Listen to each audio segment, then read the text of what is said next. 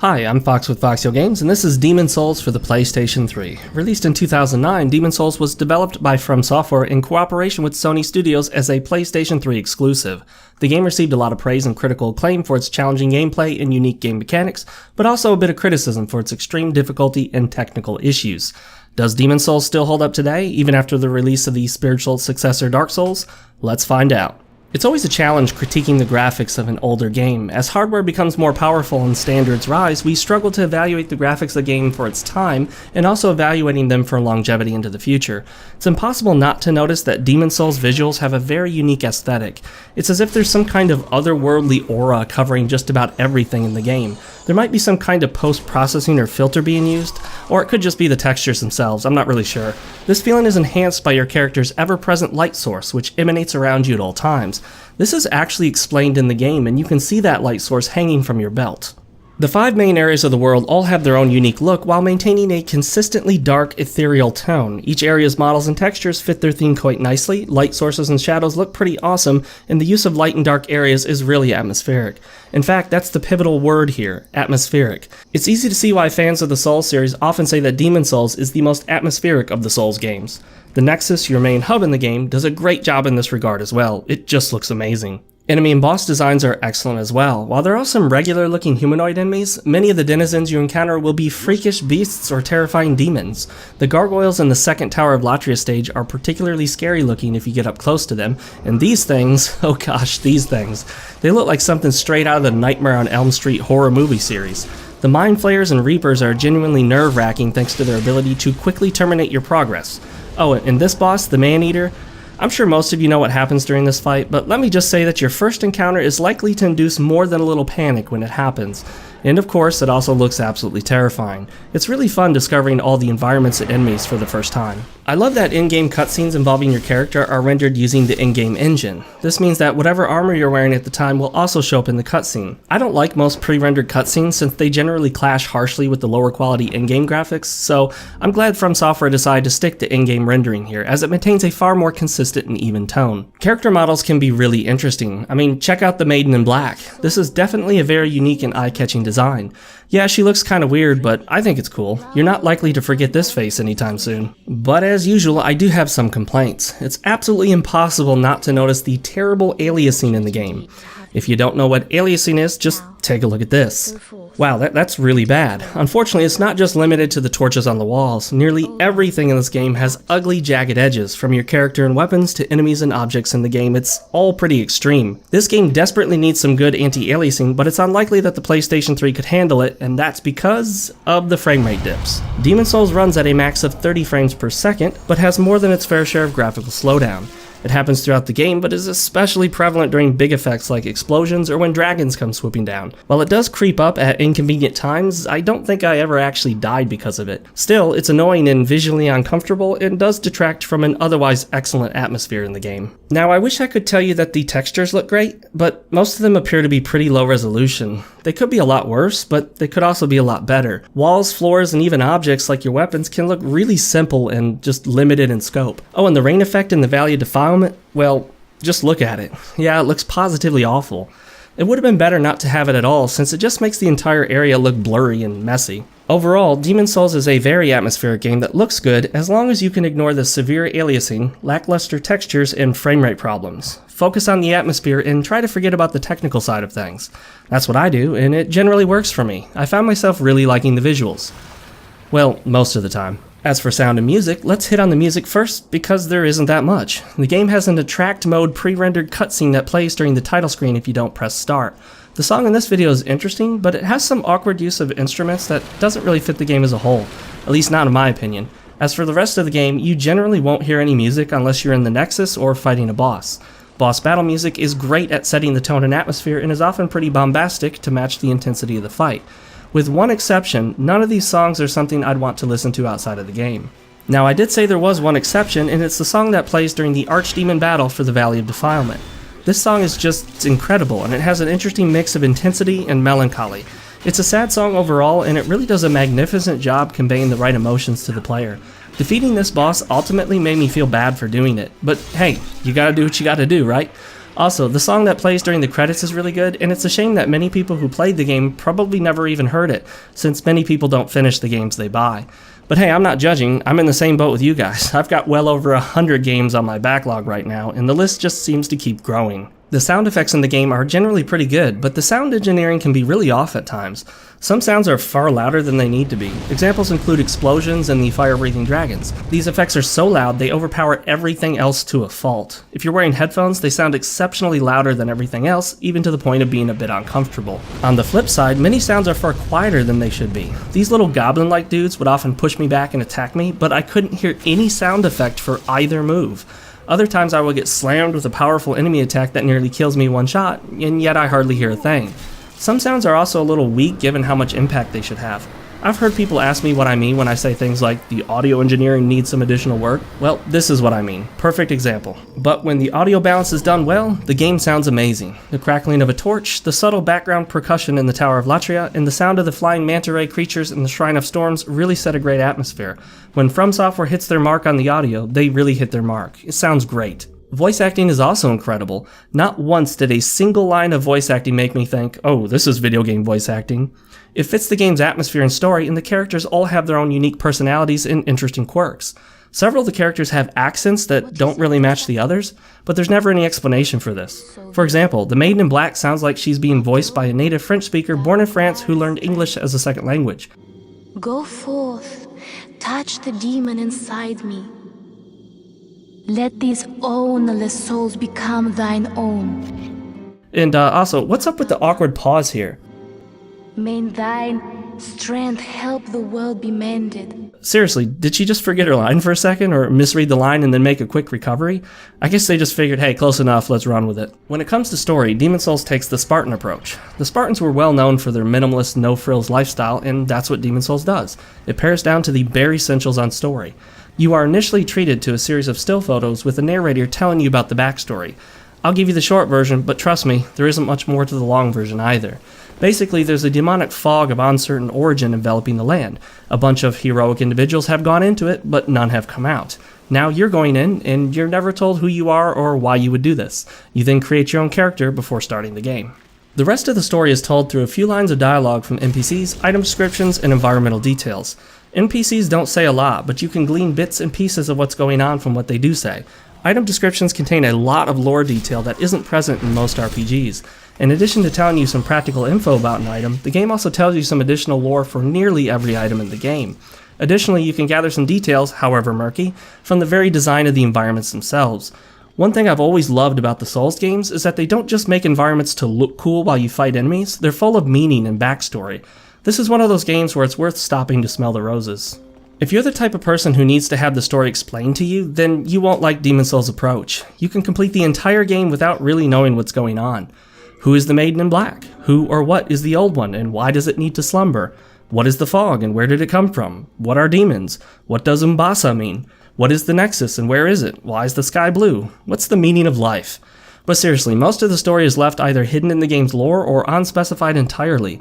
No matter how much time you spend with the game, no matter how closely you scrutinize everything in the game, you will never know the full story of the land of Boletaria. As far as we know, the developers themselves might not even know the whole story, because it's possible they didn't even think about it. For some, that's part of the mystique and the intrigue, but for others, they'll be frustrated that their hard work completing the game will leave most of their questions unanswered.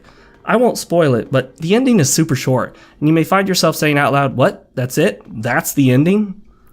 But hey, what did you expect? Did any other part of the game really provide much in the way of exposition?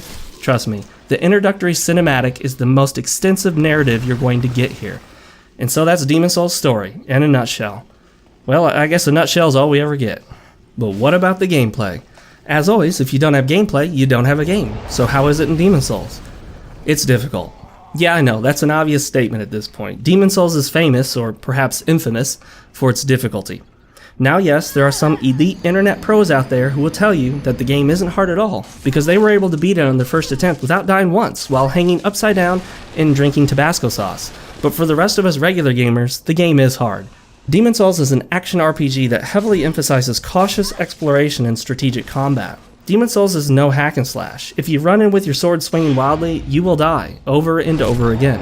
Unless you cheat, more about that later, you really can't level your way out of danger like you can in most RPGs. Trying to farm up levels would be way too time consuming, and even having lots of health won't necessarily save you.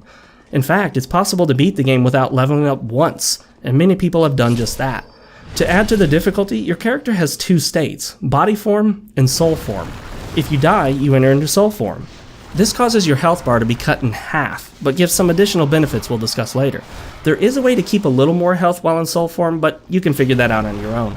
Body form lets you have 100% of your health bar, but comes with a big disadvantage we'll discuss later. I know, I'm leaving lots of mystery here, aren't I? Don't worry about it. We'll get to it. When you start the game, you create your own character, choosing from one of 10 different classes. Don't spend too much time worrying about your class choice, because your initial class only determines your starting gear and attributes. You're not locked out of changing your character entirely. You could easily start the game as the thief class, but then level up in such a way as to turn into either a heavy sword swinging knight or a focused magic user. It's really up to you. If you know how you want to progress, then it's best to pick the class with the stats closest to your goal. The 7 character attributes are Vitality for health, Intelligence for your mana pool and spell slots, Endurance for your maximum stamina and equipment burden, Strength and Dexterity for weapon damage, Faith for casting miracles and miracle slots, and Luck for a higher item drop rate. It's important to note that nearly all of these stats also have at least one additional bonus, such as Dexterity decreasing your fall damage and Luck increasing your resistance to plague. I mentioned equipment and item burden, so let's talk about that. It's nothing brand new to video games, but Demon's Souls makes very smart and effective use of equipment burden. It forces you to make a difficult decision in how much you want to trade mobility for heavier armor. If you exceed 50% of your total equipment burden, which includes your weapons, shields, and armor, you will move and roll slower. Actually, you roll much slower. If you exceed 100% of your equipment burden, you can only walk slowly, and any attempt to roll will cause you to stagger. This is a great mechanic and choice for the player, and typically most veterans of the game will go with the under 50% load for the mobility. The better you are at the game, the more likely it is that you'll want mobility over armor. If you're familiar with Dark Souls but not Demon's Souls, please note that Demon's Souls does not have a poise system. Item burden limits the total number of items you can carry, which includes the gear you have equipped. If picking up an item would exceed the limit, you will not be able to pick it up. You can increase item burden via a few methods, but the best way to avoid missing out on stuff is to store all of your unneeded items with Stockpile Thomas, an NPC in the Nexus who will hold all your stuff for you. Always store all of your upgrade materials with him, because you can still use them at the blacksmiths even while Thomas is holding them. The Nexus is your main hub, and you will return here to level up, repair, upgrade items, drop off items, learn new spells, and whatever else you do in the Nexus. You will teleport to each of the game areas from here as well, and the areas generally increase in difficulty the deeper you go into each one. One of the archstones in the Nexus is broken. What's that about? Who knows? You can go theorize on YouTube if you want. Your character can wear several pieces of armor and carry up to 4 weapons and/or shields. Pressing left or right on the D-pad will swap your left or right hand weapon respectively. You can of course swap items out during gameplay by going into the menu, but that's not really an option in the heat of combat. If you don't have the stat requirements for a weapon, your ability to do damage will be greatly diminished. The game includes standard weapons like swords, axes, polearms, and spears, as well as magic implements such as catalysts and talismans, casting magic spells, and faith miracles respectively. You could equip both a catalyst and a talisman to alternate casting both types of magic if you wanted to. Each type of weapon has a unique moveset different from other types, and some weapons have special movesets unique from all other weapons. R1 performs a lighter, faster attack, R2 performs a heavier, slower attack. L1 and L2 will perform attacks with weapons held in the left hand, but these are pretty limited and lack the options of weapons held in the right hand. Catalysts and talismans suffer no limitations being in the left hand and actually need to be there in order to enchant your right hand weapon. Most weapons will allow you to do a unique running attack as well as a roll attack. You can also backstab most humanoid enemies as well as perform a parry-riposte combination for massive damage. The parries are pretty hard to get though, so take your time practicing this one. You're probably going to die a lot in the process. I know I did. The game also has some unique weapons which can only be forged by using the souls of certain bosses. And speaking of souls, let's talk about that. The game is called Demon's Souls after all. And what's up with the apostrophe in the name? It's clearly a possessive apostrophe, but it's placed between the N and the S, meaning that a single demon is possessing souls with an S on the end. So that means a single demon is possessing at least 2 souls, and probably a lot more than that. Is that really what they wanted to say? Didn't they mean to put the apostrophe after the S, like this, which would indicate many demons with many souls? Well, now that I think about it, I think both of these kind of make sense, but if I explained it to you, I'd be spoiling some of the story, so I'm not going to do that. Wait a minute, what were we supposed to be talking about? Oh yeah, souls. You get souls from defeating enemies and from certain consumable items. If you die, you drop all of your souls where you died or somewhere close by. You can return to that spot to recover them, but if you die again on the way there, they're gone forever. There's no getting them back. There's no way to store souls for later either, so you either have them on you or you use them. Oh, and anytime you die, most of the enemies respawn, so you have to fight them all over again. Fun, huh? Souls function as a currency in which you can either buy stuff, upgrade weapons, repair your gear, or level up. You buy stuff from various merchants that you encounter throughout the game. Some are easy to miss if you don't explore every nook and cranny. There are 2 blacksmiths in the game that can upgrade your weapons and shields, or forge new weapons from boss souls. Speaking of upgrades, there are quite a few upgrade paths to follow. You can do straight upgrades that increase damage overall, or specialize your weapon further. You can upgrade your axe to either be a crushing axe for maximum strength scaling, or go to the quality route to balance strength and dexterity. You can even put a permanent poison or fire enchantment on it. There's also a bleed effect, increased critical damage, and even a permanent HP regeneration path. There's a ton of variety here. There's an interesting tendency feature to the game in which both the game areas and your character can shift between white tendency and black tendency. White tendency makes the enemies easier, but they have a lower item drop rate. Black tendency makes enemies harder, but they're more likely to drop items for you. We'll talk more about tendency later. If you're familiar with Demon Souls, you were probably wondering when I was going to get to the online component. Well, I'm doing it now. Demon Souls wasn't merely well known for its difficulty, it was also considered groundbreaking in incorporating online elements seamlessly into the single-player experience. While it is primarily a single-player game, as long as you are connected to the servers, your game will always be online. This brings with it messages that players can engrave on the ground using predetermined phrases, player ghosts that show other people moving about, and bloodstains in which you can view how other players have died. And that's just really cool. I just love looking at it and being like, I died like that one time. But that's not all, folks. Perhaps most well-known of all is the summon/invasion system. Remember when we talked about the body form versus soul form thing? Well, when you're in body form, you are subject to being invaded by other players. When this happens, a hostile player enters your world and their goal is to find and defeat you. These players are often specialized for player versus player combat and will usually be far better prepared than you are. If they do manage to defeat you, you die just the same as if an NPC killed you. Oh, and don't think you can rely on the enemies in the game to help you. They will ignore the invader and focus only on you. Yeah, invasions are a bit one-sided, aren't they? Don't worry, they're supposed to be that way. If you die, just take it all in stride. What else can you do? Well, I guess you could disconnect from the servers, but don't do that. Don't be a sissy. The good news is that if you stick with soul form, you're safe from invasions. The bad news is that when in soul form, you can't see other players' summon signs, which allow you to call other players into your world to assist you with fighting the enemies and bosses. This means that in order to take advantage of summoning help from other players, you must also be at risk of invasions. Are you noticing a pattern here? Demon Souls has a lot of risk-reward scenarios, doesn't it? There's a lot of player choice here, and it's organic. It's not something you select from a list during dialogue. These are choices you just make as you progress through the game. In fact, many players will purposely die in the Nexus in order to keep themselves in soul form, making certain that they don't get invaded and don't change the world tendencies towards black. You'll revive to body form after killing a boss, so when you return to the Nexus, just jump down from a high spot and boom, you're back to soul form. Don't worry about it, you won't feel a thing. It's quick and painless. So what's the verdict? Overall, I absolutely love Demon Souls. It's a well-designed game that has a few flaws, and all of the flaws are either minor or something that certainly does not merit putting the game down. Combat is fun, the challenge is usually just right given the situation, and the difficulty in the game generally increases at a reasonable pace. I do have a few minor complaints that I would like to get out of the way first. The base character appearances in the game can be pretty ugly or just unattractive. Fortunately, you can customize your look to your heart's content. I don't care, I'm usually wearing a helmet anyway. Some of the light sources in the game can also be a little bright and obscure stuff around them, but that's not a big deal. What is a big deal is the fact that you can only have 4 save files. In a game with so much build variety and different options for how to play through the game, you'll want to play back through it multiple times. You may even want a variety of character builds for that player versus player system. Nope, sorry buddy, you only get 4 save files. What's up with that? It's not like it takes up much memory. You've probably got at least gigabytes of free space on that hard drive. 4 save slots is just not enough. And the loading times, they're egregious. How's that for word variety? Seriously, just look at this load time. I mean, they give you a nice piece of art to look at, but you'll be way past done enjoying the art before the game loads. So, played any good games lately? Hey, what are some of your favorite hidden gems on the PlayStation 3?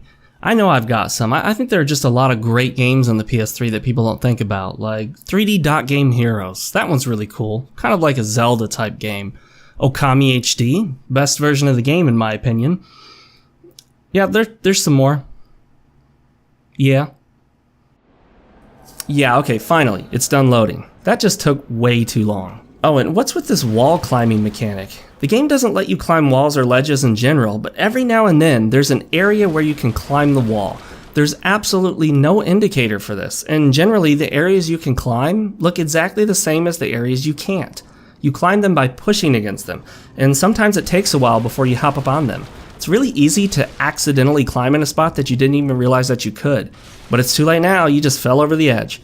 I hope you wanted to do that. Oh, and you can't jump in this game, so don't even try it. Did I mention I hate the world tendency system in this game? Well, I do. If you die in body form, you'll push the area more toward black tendency, making enemies and bosses harder.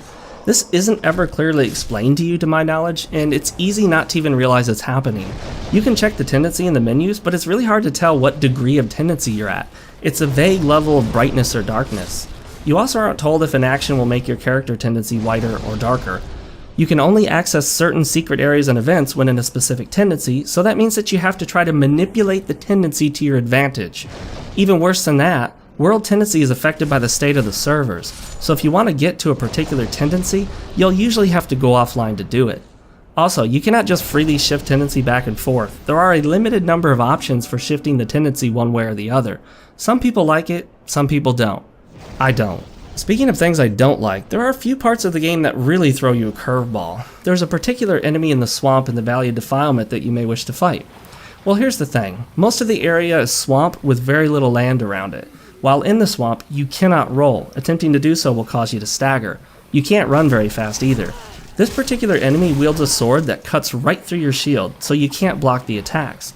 The attacks also hit very hard, so it's virtually impossible to just absorb the damage and heal through it. She also moves at normal speed, unhindered by the swamp that slows you down. And to top it all off, she will quickly roll away and heal when low on health, completely negating all of your efforts up to that point. Oh, and did I mention the swamp also poisons you, slowly draining your health? So, that means that you can't dodge the attacks, you can't block the attacks, you can't just tank through the damage, and the poison of the swamp is slowly chipping away at you while she heals up from damage moving at full speed. You can't tell me that's fair. Granted, this is probably the worst example, but it's in the game nonetheless. On a better note, Demon's Souls offers a ton of variety in both the combat and your character builds. Unlike most RPGs, it's not just a matter of being a caster, warrior, or thief, you can dabble in a little bit of each. You can wear heavy armor, swing a large sword, and cast miracles. You can wear light armor, wield a heavy axe, and enchant it with your magic spells. You can go straight melee with all up-close combat, or a combination of melee and ranged weapons like bows and crossbows. You could combine all three options, wielding melee weapons, ranged weapons, and spells. If you spend a lot of time playing online with other players, friendly or otherwise, you'll see a lot of different builds, and most of them are quite viable in the right hands. The combat also offers a ton of variety. Depending on your playstyle, you may find yourself rarely using certain attacks that other players use frequently, and vice versa. You could be a parrying master, riposting everything that can be parried, or you could never parry anything. You could swing around for every backstab you can get, or focus primarily on taking out enemies from a distance with bows and spells. You can poison enemies and just wait for their health to drain to zero, but that's kinda cheap. The upgrade paths offer even more variety, although not every upgrade path is equally valuable or effective. Some are generally just better than others. There's so much variety here, you could play the game for months and still not exhaust every combination. Heck, even after years, I still have builds that I've never even tried. Granted, not every build is radically different from the next, but some of the small differences can change how you approach the game.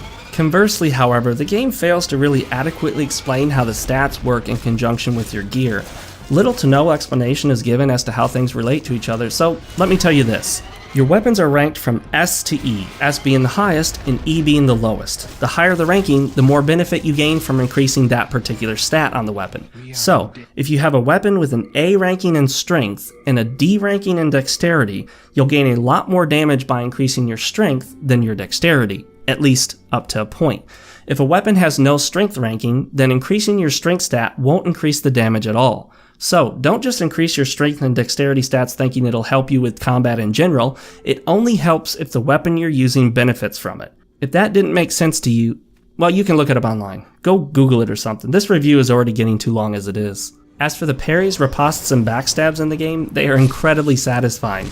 The dramatic sound from a successful parry is followed up with an awesome effect for the riposte, coupled with massive damage. Backstabs are also really cool. Trust me, when you do achieve a backstab, it's nice, but parry-riposte combos are especially awesome. Visceral is the word here. And I know, some people say we should quit using the word visceral, but I'm not going to stop.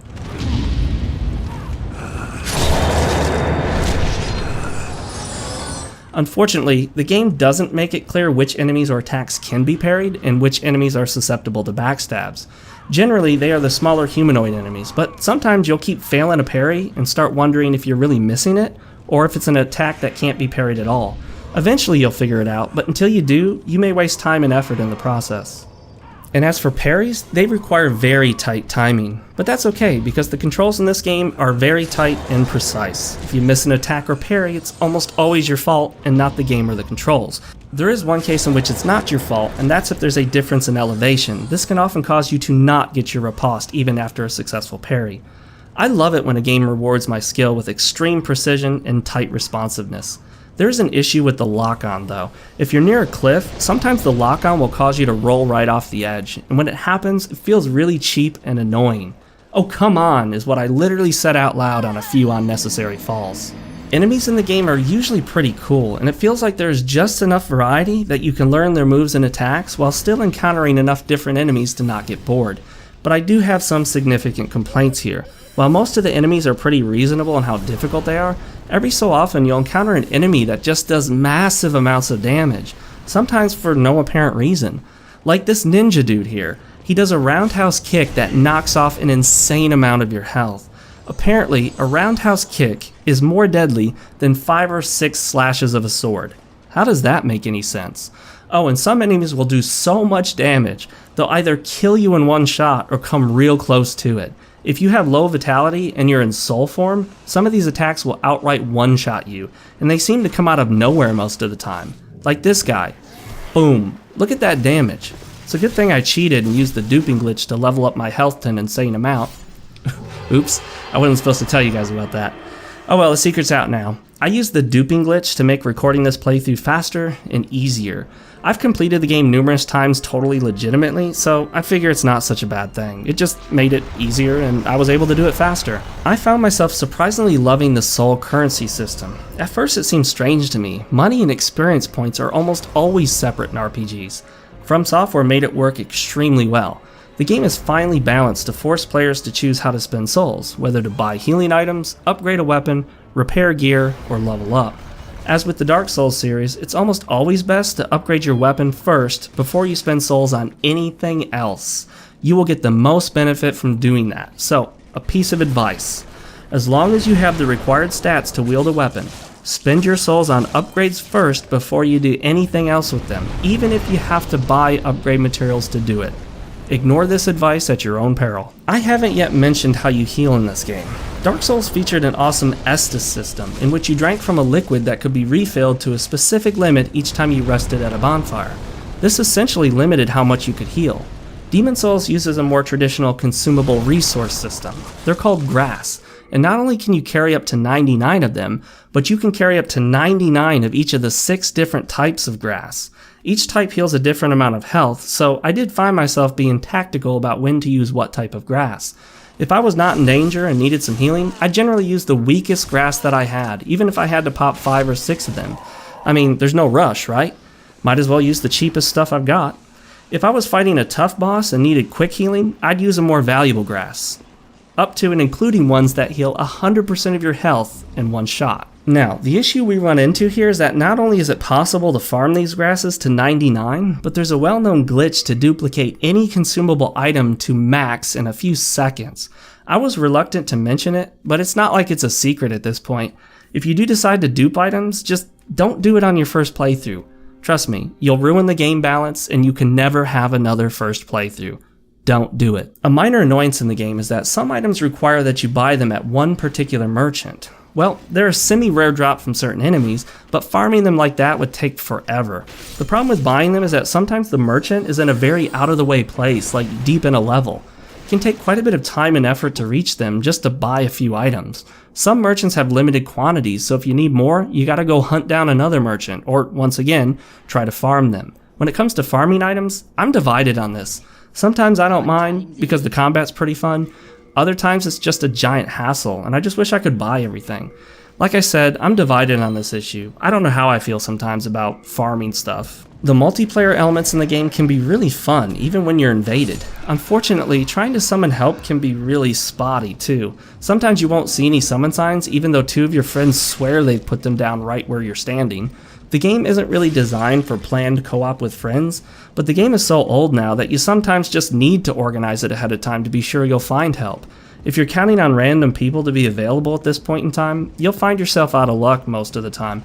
You can rate people after they've helped you, but I don't think anyone really cares about that. I know I don't.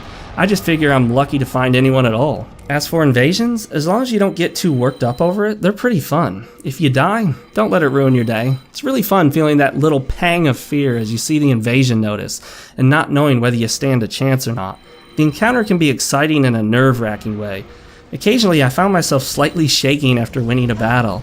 Yeah, I know, it's not that big a deal, but I just enjoy getting into the moment. The whole point is that you never know when a player might invade and terminate your progress.